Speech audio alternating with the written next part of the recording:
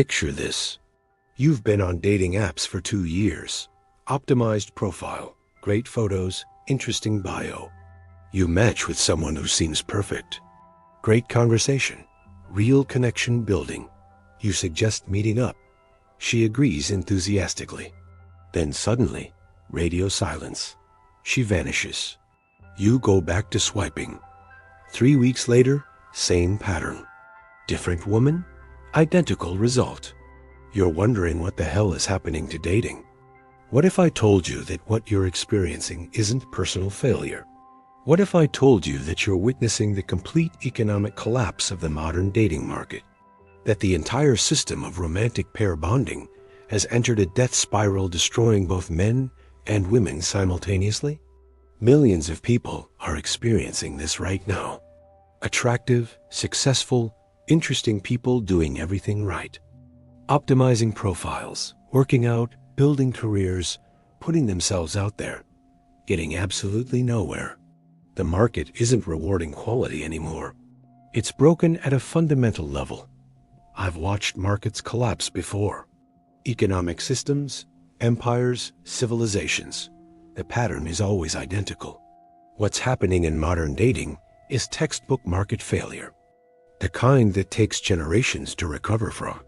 Today I'm going to show you exactly how this market collapsed, why it's getting worse, and what happens when an entire generation can't form pair bonds.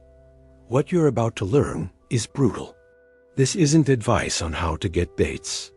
This is an autopsy of a dead market. Pay very close attention. Here's the truth economists refuse to acknowledge publicly. The modern dating market has experienced catastrophic market failure.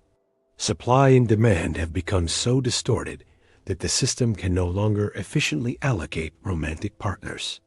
Price discovery is broken. Transaction costs have skyrocketed. Both buyers and sellers are exiting in record numbers. This isn't my opinion. This isn't red pill theory. I've watched this exact pattern destroy markets for longer than modern economics has existed. Same warning signs, same cascading failures, same devastating outcome. The dating market in 2025 is in what economists call a death spiral. Most people participating have no idea they're holding worthless assets. You see, men have been programmed to believe that accumulating value creates romantic opportunity. Build wealth, develop skills, maintain fitness, demonstrate stability. Classic economics says if you increase supply of valuable traits, demand increases proportionally. But here's what actually happens. You're operating in a market where price signals have been completely destroyed. Let me show you. Software engineer making $200,000 per year. 6 foot tall, athletic, interesting hobbies, emotional intelligence, 0 red flags. 2 years on dating apps, hundreds of matches, dozens of first dates, 0 long-term prospects. Now compare that exact man in 1995. Within 6 months, he meets someone through friends or work. Married within 2 years? The difference? In 1995, the market functioned. In 2025, the infrastructure collapsed. And this is why you've been struggling. Not because you're not valuable, not because you're doing something wrong, but because society handed you a playbook for a market that no longer exists. They taught you to build value in a system that stopped rewarding it. You couldn't have known. But here's where it gets dangerous. Most men, when they realize dating isn't working, don't question the market. They question themselves. Work out more, make more money. And that makes it worse. Because the dating market is experiencing catastrophic liquidity failure that no amount of self-improvement can fix. In any market, liquidity means ease of completing transactions. Modern dating has entered a liquidity crisis worse than 2008 financial collapse, and nobody told you this was happening. Traditional dating operated on high-friction, low-volume economics. Limited options forced realistic price expectations. Transaction costs were high, but successful matches led to long-term bonds because both parties understood their actual market value. Then technology promised to solve the friction problem. More options means better matching, right? Reduce transaction costs to nearly zero. Basic economic theory says this should create paradise. But here's the kicker. When you reduce transaction costs to zero in a romantic market, you don't create efficiency, you create chaos. Dating apps created unlimited supply visibility while maintaining restricted demand capacity. A woman opens Tinder. She instantly sees hundreds of men who want her, but she can only date one person at a time. This creates psychological mispricing. Her perceived market value skyrockets because she's measuring supply of interest, not supply of actual commitment. 26-year-old woman, attractive but not exceptional, mid-level marketing job. In a functional market, she's equivalent value to men in her demographic. She opens a dating app. Within 24 hours, 500 matches. Her brain processes this as I have access to 500 men. She filters aggressively. Only top 10%. Only men significantly above her actual market value. Here's what her brain doesn't process. Those 500 men are matching with hundreds of other women. The top 10% men she's targeting? Matching with thousands of women. Zero incentive to commit to her specifically. But she doesn't see that data. She only sees 500 men who want her. Her price expectations become completely detached from reality.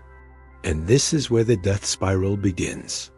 The mispricing creates adverse selection. When prices are wrong participants flood the market. High-value buyers exit. The market becomes increasingly inefficient. High-commitment men get priced out. They pursue women who are objectively similar value. But those women are targeting men 2 or 3 levels above them. These men get rejected constantly, not because they're low value, but because price signals are broken. After enough rejection, these men reconsider. Why commit when commitment isn't rewarded? They observe that men offering less commitment get more female attention. When the market doesn't reward your behavior, you change it. You're responding rationally to broken incentives. So men who would have been great partners start adopting low commitment strategies. This increases supply of non-committal men, which reinforces women's perception that all men just want hookups. But here's what nobody tells you. This isn't happening because men are bad or women are selfish. It's happening because the market incentive structure is broken at the foundation. Meanwhile, top-tier men experience market conditions that destroy any incentive to commit. Why buy a house when you can rent a mansion? Unlimited options. New options appear daily. Committing to one person means giving up hundreds of alternatives, actively pursuing them. So they cycle through women. 6-week situationships. 3-month relationships going nowhere. They're responding rationally to market conditions where abundance is unlimited and commitment costs everything. I remember watching this exact pattern in late-stage Roman aristocracy. The patrician class had so many options that pair bonding collapsed entirely. Marriage became purely transactional. Anyway, women spend peak value years targeting these top-tier men. Short-term relationships going nowhere. Each failure reinforces her belief that she should keep trying because surely the next one will commit. Classic sunk cost fallacy. And every dating coach tells her to keep playing. Nobody tells her the game is rigged. And this is where most women make the fatal calculation error. They measure their value based on who swipes right, not based on who commits. It's like measuring your house value based on how many people look at it, not based on actual offers to buy. A man might sleep with a woman 2 points below his commitment threshold. He's not lying. He's making a short-term transaction he perceives as mutually beneficial, but she interprets his willingness as evidence she's in his commitment range. Massive price signal distortion. So millions of women believe they can access men they actually cannot lock down. And millions of men believe the market doesn't value their commitment, both making life-altering decisions based on false information. Catastrophic market failure. You know what really gets me about this? The people who created this mess profit from keeping it broken. Dating app companies make money when you don't find a relationship. Every failed match generates data.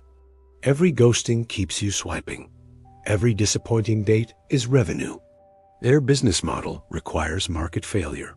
Think about that. They've built a system where success for you means failure for them. If you find a lasting relationship, you delete the app. Stop paying subscription fees.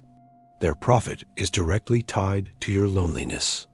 They've built algorithms that prioritize engagement over matching, showing you profiles designed to get swipes, not profiles you're compatible with. Creating artificial scarcity by limiting who sees your profile unless you pay premium. Weaponizing psychology to keep you addicted. And then they sell you solutions to problems they deliberately created. Premium subscriptions, boosts, super likes, all designed to extract money from your desperation while never fixing the broken market they engineered. They profit from your loneliness. They profit from your confusion. They profit from both men and women being miserable and unable to form lasting bonds. The longer you stay single and desperate, the more money flows into their pockets. But here's what they don't want you to know. They can't fix this even if they wanted to, because the fundamental problem isn't the algorithm. It's that unlimited choice with zero transaction cost creates psychological mispricing that no algorithm can solve. They've built a system economically guaranteed to fail for most participants. As the market deteriorates, transaction costs rise again in unhealthy ways. Women develop extensive vetting processes, multiple dates before intimacy, background checks, watching for red flags obsessively, symptoms of catastrophically low market trust. When trust is low, transaction costs skyrocket. Every potential deal requires extensive due diligence. This makes successful transactions increasingly rare, which further lowers trust, which raises costs more. Another death spiral. Men experience this as women being impossible to please. She's looking for reasons to disqualify you. Every minor misstep becomes evidence you're not worth her time. You can be 95% of what she wants, but that 5% will disqualify you because she believes she has unlimited alternatives. Here's another market phenomenon. Quality assets leaving entirely. In any broken market, the best assets exit first. High-value men who want relationships but are exhausted by the dysfunction focus on careers and hobbies. They've opted out. High-value women tired of being cycled through also opt out. These are exactly the people who should be pairing up. But market conditions are so toxic they'd rather be alone. This leaves the market populated by lower quality participants and extractive players who exploit the dysfunction. Let me tell you what's happening with preference falsification. When market conditions are bad, participants lie about what they want, because revealing true preferences makes you vulnerable. Men lie about wanting commitment when they want casual sex. Women lie about being low maintenance when they have extensive requirements. This creates massive information asymmetry. Nobody knows what anyone actually wants. Every interaction is layered with strategic deception. First date, everyone's performing an idealized version, concealing red flags, misrepresenting intentions. 3 dates and masks start slipping. 6 weeks and you realize this person is nothing like what they presented. The relationship implodes. Both people return more cynical and more deceptive. But here's where this gets really dark. Preference falsification creates moral hazard. When you can misrepresent yourself without consequences, dishonesty becomes optimal strategy. The people most successful in modern dating are often the ones best at strategic deception. A market failure is creating permanent demographic damage. We're watching the first generation who spent their entire adult dating lives in this broken system. They're approaching middle age, having never formed long-term pair bonds, not because they're defective, but because they were trading in a non-functional market. The psychological damage is immense. After enough rejection, after enough failed situationships, people's ability to trust and attach deteriorates permanently. Even if the market fixed itself tomorrow, millions of people are now psychologically incapable of forming the bonds they desperately want, and this creates hysteresis. Temporary shocks creating permanent damage. The dating market collapse is creating romantic hysteresis. People who cannot recover even when conditions improve. People in their late 30s spent 15 years in this broken system. Their psychology adapted to dysfunction. They don't know how to operate in healthy relationships anymore. The cynicism is bone deep. And here's the part that should terrify you. This gets worse. The generation growing up now is being raised on social media and dating apps from adolescence. They're developing in an environment of infinite choice and zero commitment. Their pair bonding circuitry is being wired by the most dysfunctional market conditions in human history. What happens when an entire generation never develops the ability to attach? What happens when the baseline assumption is that everyone is replaceable? That commitment is obsolete? We're about to find out. So let me make this crystal clear. The modern dating market has experienced catastrophic systemic failure. Supply and demand signals are broken. Price discovery is impossible. Transaction costs are astronomical. Quality assets have exited. This isn't about self-improvement. This is about operating in a market that's fundamentally broken. So what do? First, understand you cannot fix a broken market through individual effort. You need alternative channels outside the broken system. Build real-world social networks. Join communities where you interact with potential partners in low-pressure contexts repeatedly over time. Let natural relationship formation happen outside toxic dynamics of dating apps. Then radically adjust your expectations based on actual market conditions, not the illusions the market creates. If you're a woman getting hundreds of matches, understand that match volume does not equal commitment access. If you're a man struggling, understand that this reflects market dysfunction, not your inherent value. You're not broken. The system is broken. And finally recognize that the opportunity cost of staying in broken markets is enormous. Every year you spend in dysfunction is a year you don't get back. If the market you're in doesn't work, exit and find alternatives that do. Here's the uncomfortable truth.